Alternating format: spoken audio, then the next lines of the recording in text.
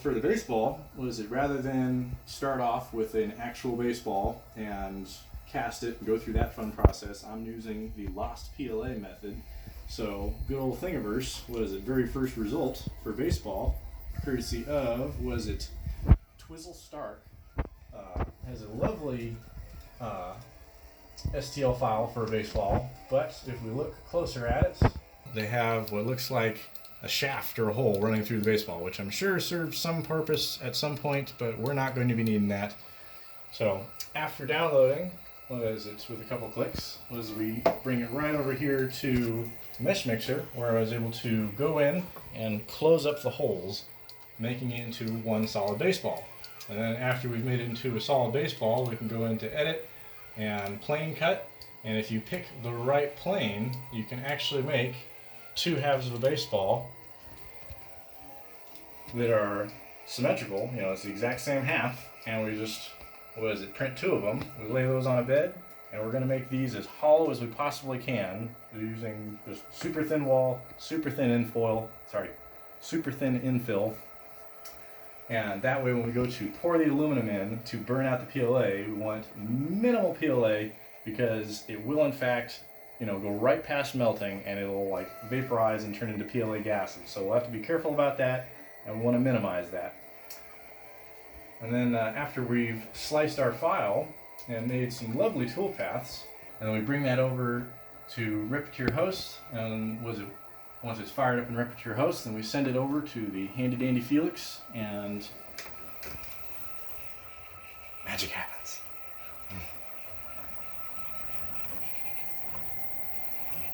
So I've noticed that in my experimenting with the baseball halves, was trying to get these even more ready for doing the lost PLA casting. I'm trying to remove as much material as I can from the back of the ball. Always be careful. And now you just need a decent or a normal size pair of dikes. Just put it in between the holes and separate the material between the holes.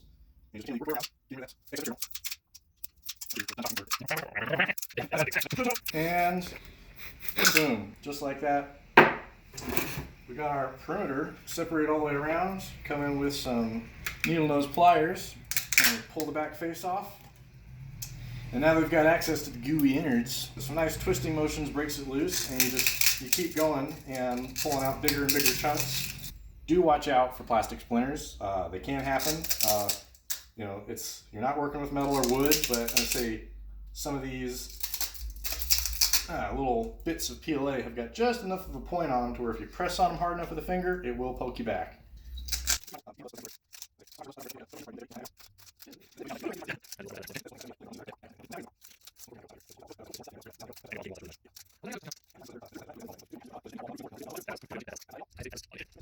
And just like that, we've got enough PLA cleared out of there to where I'm satisfied with the results.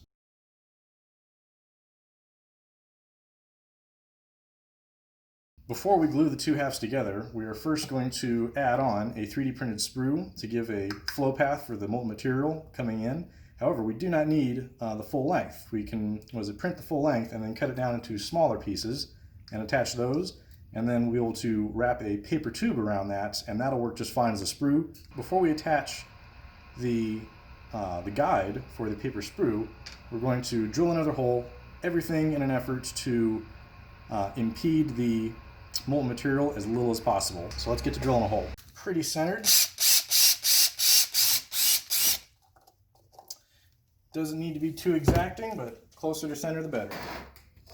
And always be careful. It is better practice to do step drilling, basically start small and then little increments, bigger, because with plastic, it's so soft that as the drill bit goes in, it grabs nice big bites. So if I were to load this into a drill and try and hold this, as soon as it catches the plastic, it'd spin it in my hand and cut me up real bad, so we're gonna try and avoid that.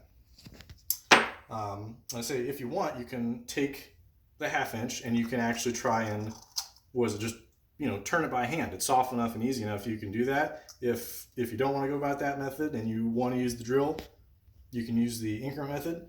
We can also use actual step drills. Step drills are an awesome way to add, larger holes in sheet metal parts or something, and you get to go through the process of smaller, bigger, bigger, bigger, bigger. Super useful. You can't cut very thick material because each step is not even a 1/4 inch deep, like maybe a little more than an 1/8 inch deep. So it is generally for starting small, going big, but for thinner materials, 1/8 inch really at the most. I say we're going to use this shallower one that only goes up to 7/8 size, and we're just going to open this hole up until it's almost 3/4. And same deal, the PLA is soft enough to where it's relatively easy just to do this by hand. I like to do it by hand because it gives me that extra control. I don't feel like I'm in danger of getting more plastic splinters. You can be in a hurry, just not too much of a hurry.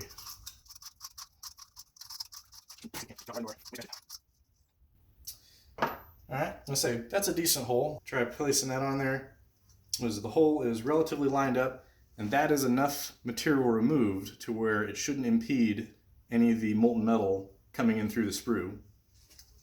So for this, when you're using your PLA gloop, it's got a nice little handy dandy brush right on the tip, and it hardly takes any at all. We're just trying to wet the surface.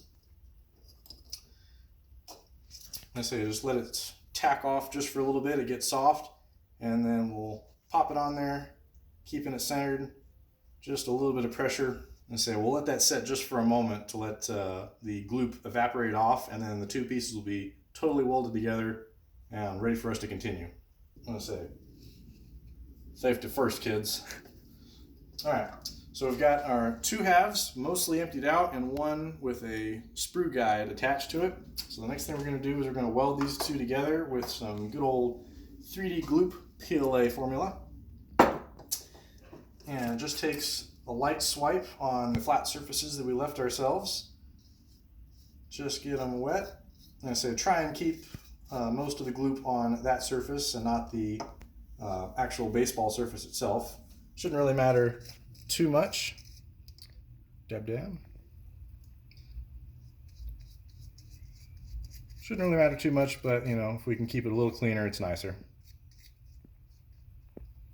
Oh no, brush bristle. Yeah. Alright, so we'll let those sit just for a few seconds, and that'll give the gloop time to eat in to the PLA, get it a little bit soft. It doesn't take that long, just a few seconds.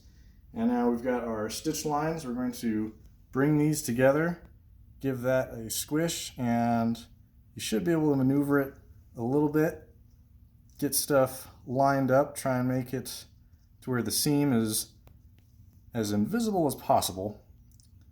And then once you've got it where you like it, we're just going to apply some light pressure. Doesn't need to be crushing pressure, just to where we are confident that it's contacting all the way around. You might notice just a little bit of soft PLA getting squished out of the seam. That's okay.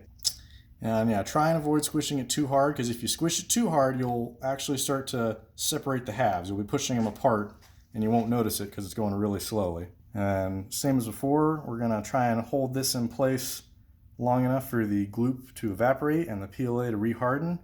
And then this will be, a nice solid shell, 2 halves welded together. We're going to go bury it in the sand and burn it until it's all gone. Woo! Away! We've got our ball, 2 halves welded together with the sprue guide on top. And for the sprue guide, we're just going to make it out of paper. I took some normal 8.5 by 11 printer paper, really doesn't matter what it is, and I cut it down to some smaller pieces, and then rolled it into a cylinder, and then with some tape, we got it held in shape. And the goal for when you're making the cylinders, we want that to be relatively snug fit over the sprue guide. And now this is ready to be buried in the sand and have all the sand tamped down around it to where it's about maybe that deep or so. And that gives us a nice, clean pathway to pour the molten material in.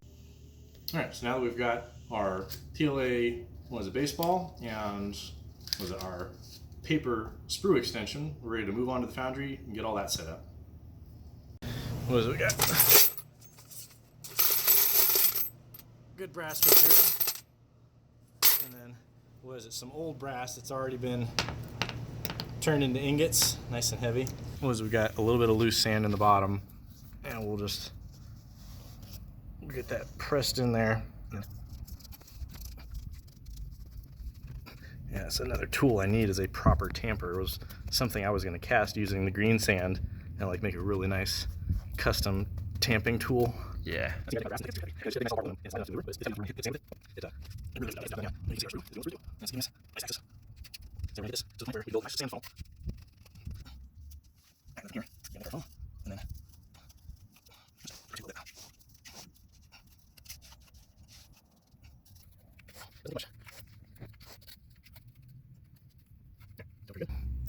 Cool. And that, as it is ready to pour. We've got a Kale wool foundry, which is super lightweight, and for smaller projects like these with the 3 to 4 kilogram crucible, everything works out really nice size-wise. And we've got our homemade torch. I say the torch and the foundry was inspired by Grant Thompson, the King of Random. Was a very awesome design, works fabulous. We'll just fill this up as much as we can. And since brass is mostly empty, there's mostly air, this will compress down a lot as it goes molten, and then we'll add additional ingots as need be until we're up where we want to be. Ignition and then propane.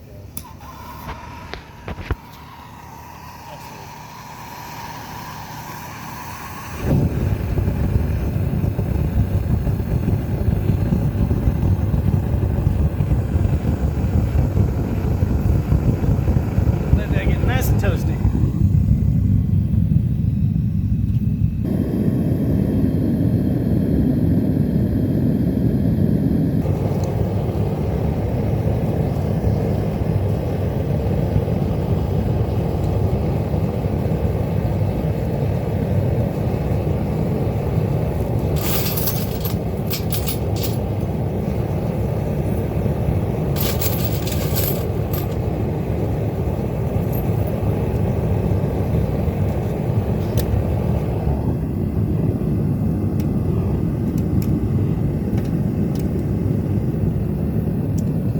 Say brass takes some heat to get hot. I'm gonna turn the gas off. I'm gonna clean the dross. I'm gonna turn the gas on. It's gonna auto reignite. Okay.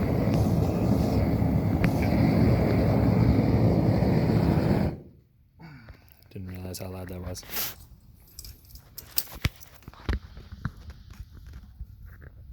Oh yeah, that yellow. So fortunately the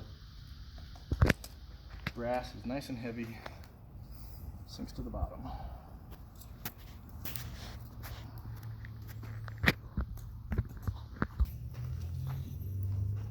I'm gonna shut it, skim it, and pour it. Okay. I say something goes bad, and you say you drop your camera and run. Okay. I am first a cameraman. I will film to the death. Go get you rehired. Jeez, it's heavy.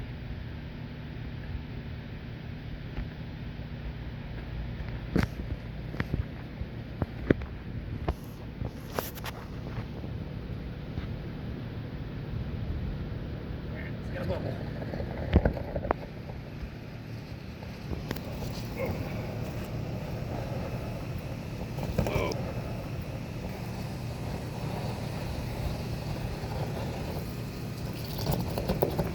Woo.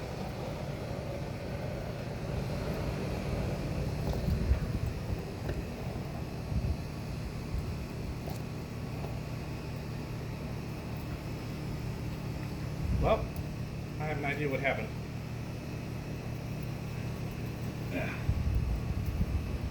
It wasn't what was supposed to happen. Pray tell, Father, what has happened? Well, I say brass burns a lot hotter than aluminum. So when we did this with aluminum, it boiled up a bit.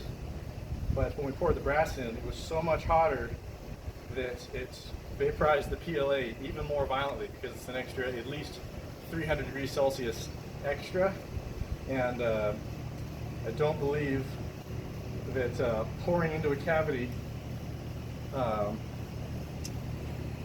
and trying to burn the material out while you pour in all at the same time, I do not believe this is a winning combo. So we're going to have a very, very interesting, funky shape something when we go to pull that out of the sand. There's a good chance that through the violent popping from vaporizing the PLA that the cavity caved in. We may have lost some detail. Well, hopefully not as much as we lost bucket. I say it's a sacrificial bucket to the casting gods. Say that again. So that we're able to do, we use the Tetra Bond sand, you know, the proper, high quality green sand. That would make our 2-part mold with an empty cavity the way we were supposed to from the start. So when it comes to copper and brass, we've learned our lesson with lost PLA. It may go up in flames.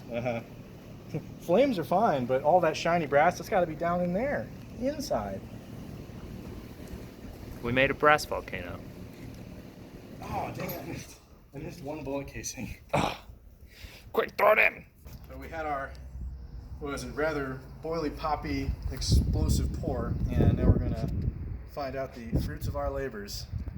Let's have at it. Gotta get right in up close.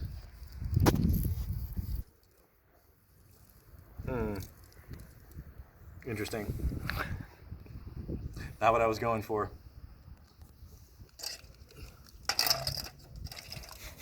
Nope.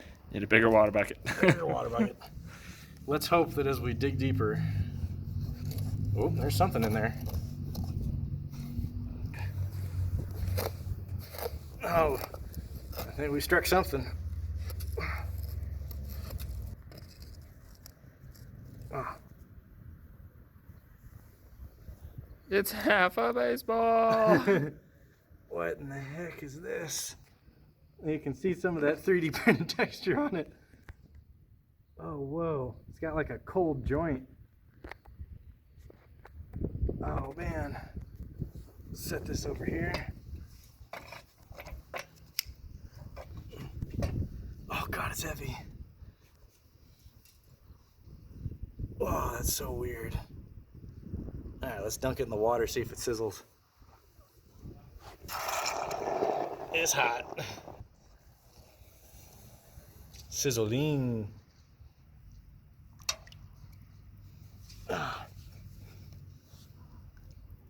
Whew. Yeah, we're gonna have to let that sit in the water a little longer before we go touching it by hand. We'll check back in a bit.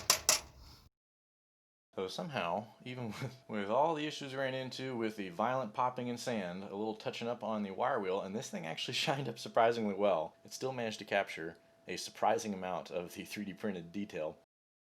One of the fun things better than a catastrophic failure is a catastrophic failure so nice that you kind of don't want to get rid of it.